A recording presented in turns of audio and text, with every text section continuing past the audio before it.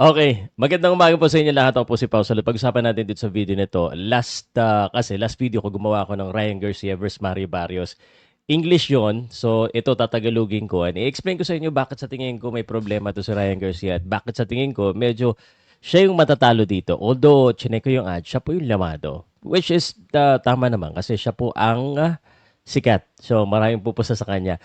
At pag-usapan na rin natin at kumpirmado na rin. At itong si Mark Magnifico Magsayo, una natin ni-report na siya po ay mapapalabong po sa undercard ni Ryan Garcia sa February. So, ngayon pag-usapan natin yung kanyang laban kay Michael Magnisi.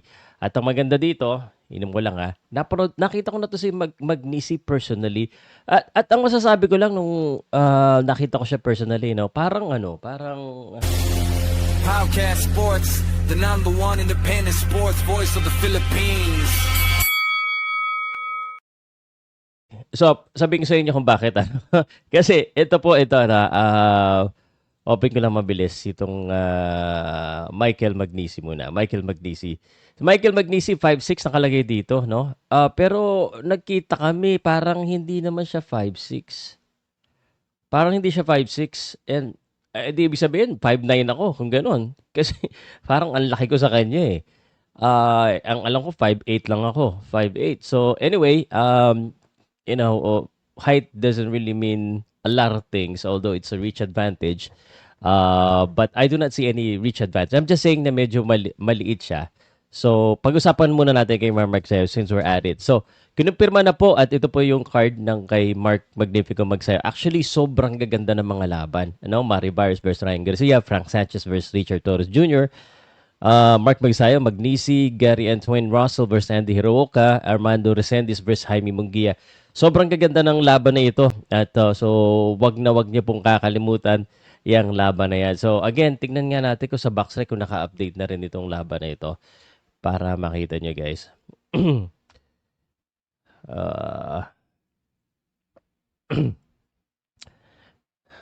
Yan, nasa Boxrec na eh. T-Mobile Arena. Pero wala pa yata yung iba. The Ring High Stakes. Wala pa yung iba, hindi pa nakalagay. Again, WBC World Welterweight yun paglalabanan nila. Back to Michael Magnisi. So, Michael Magnisi, 28-4-0, 13 knockouts from Italy, the Lone Wolf. Ito yung mga nakalaban niya. His best opponent yet. Hadri, Rikishi, natalo siya, no? Si Anthony Sak. Kasi actually, pinapanood ko yung yung highlights niya dito. So, natalo siya dito by split decision. He was fairly aggressive in this fight. IBF World Super Featherweight. And then, ito si Mark Magsayo. Si Mark Magsayo, very familiar na tayo. 28-2, dalawa pa lang, wala pa nakaka-knockout dyan. 18 wins, and he is known to be a power puncher. So, let me tell you initially how I feel about this fight between Mark Magnifico Magsayo and Michael Magnisi. So, sa wakas, matuto nila. I think this is very significant sa pagkuha nila ng belt. So, a win here is going to be really important for both fighters. Now, I do respect both of them in reference to their style. Actually, sa tingin ko, parang silang aggressive in a way. But for me, if it goes to that, yung pagiging aggressive, pag pareho silang aggressive lamang si Mark Magnifico Magsayo. I think Mark Magnifico Magsayo is bigger. Maybe a lot bigger sa nakita natin. Malaking mama si Mark Magnifico Magsayo eh. Although Mark Magnifico Magsayo, ano yan sa featherweight for the longest time eh. Pero malaking panga, talagang matibay si Mark Magnifico Magsayo, and that hook is gonna come. If ganun ang mangyari po sa laban na ito, I think that will favor Mark Magnifico Magsayo. I think, just my initial thoughts kay Michael Magnisi. Michael Magnisi should practice his counter punching against Mark Magnifico Magsayo. Mark Magnifico Magsayo likes to throw a lot of hooks and opens his defense, no? So counter, I do not think he's gonna knock out Mark Magnifico Magsayo. I think Mark Magnifico is tough, but if he is gonna win, then he needs to do his counter punch and he needs to move his feet against Mark Magnifico Magsayo. Here's the thing about Mark. Mark is he fights mostly mid-range. Mas maganda kung may buwelo siya. So I would say papasukin ni Michael Magnisi, but at the same time moving his head, so para maano yung power punch ni Mark Magnifico Magsayo. Parang mid-range yung laruan ni Mark Magsayo sa aking tingin no. But let's see, no, he could have evolved into a different fighter.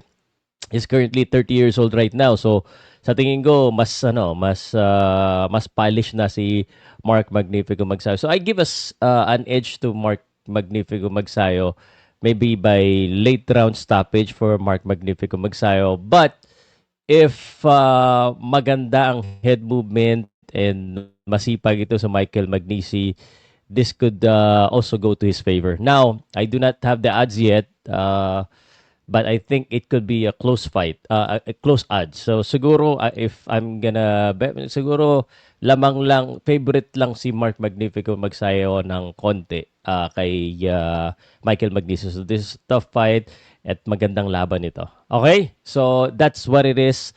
And ito yung ibang mga laban pag-usapan natin sa isang live ko. Pag-usapan natin siguro ito soon. And then ito pong si Ryan Garcia. Let me talk about Ryan Garcia fight and Mario Barrios. So in-explain ko na to last time. Kasi sabi ko, parang feeling ko, ang daming mga fans na nagsasabi hindi deserve ni Ryan Garcia yung title kasi galing siya sa talo eh. Tinalo siya ni Romero na mukhang mapapalaban sa iba, hindi kay Manny Pacquiao. Tapos before that, yung laban niya kay Devin Haney na nagkaroon siya ng issue, but yet nakakuha siya ng title shot against Mari Barrios. Si Mari Barrios din, hindi rin maganda yung dalawang huling laban, parehong draw. So, ibig sabihin, he's barely keeping that belt. So, para sa akin lang, it's not more of a physical, no? It's more of the mental thing that I worry about kay Ryan Garcia. Hindi ko alam kung ano yung headspace niya ngayon. He has talent, he has skills, mostly speed and power, but I also know that he can be, kumbaga, pwede siya mapabaksak, pwede siya masaktan kasi nakita natin yung mga talo niya, ganun eh. His defense needs some work, his footwork needs some work. And if that's the case, then, kay Mario Barrios ako. Don't get me wrong, guys, iba yung prediction sa kakampihan ko. Actually, I might put money on Ryan Garcia. So, just to be clear. But, I'm thinking mukhang Mario Barrios ang may edge dito. If Mario Barrios plans this or have the right strategy, I'm not saying tama yung strategy ko, pero if he can, kumbaga, yung parang ma-deflect niya yung strength ni Ryan Garcia, which is speed and then the hook. And medyo kasi nakaplant to si Ryan Garcia when he fights eh. Nakaplant yung paa eh. No, hindi siya ganun ka-bouncy. And although Mario Barrios kind of the same thing, so bakbakan ito, sa tingin ko medyo kailangan lang baguhin ng konti ni Mario Barrios yung style niya. So, yun lang masasabi ko. So, I feel that Mario Barrios has an edge. Siya ang mas lamang dito sa laban na to. Agree ba kayo sa akin? And by the way, kung umabot ka dito, pa-comment na rin yung tingin mo kay Mark Magsayo at kay Michael Magnisi. Tapos, everyday mag-upload ako at least one video for boxing, discussion type. And then, everyday naman nagbabasa ako ng comment section. If ever may suggestion kayo ng mga dapat pag-usapan, pag marami pong nag-comment ng ganun, yun ang itatry ko isama sa mga conversation natin. So, salamat po sa inyo lahat ha. Umagang-umaga ngayon, may lakad kasi ako. So, pagbigyan nyo na ako. Di ba ako naliligaw? But, thank you so much. Ako po si Pau Salud, your #1 independent sports boy sa Pilipinas. Trabaho lang, matapang balanse, laging tapat. Salamat guys.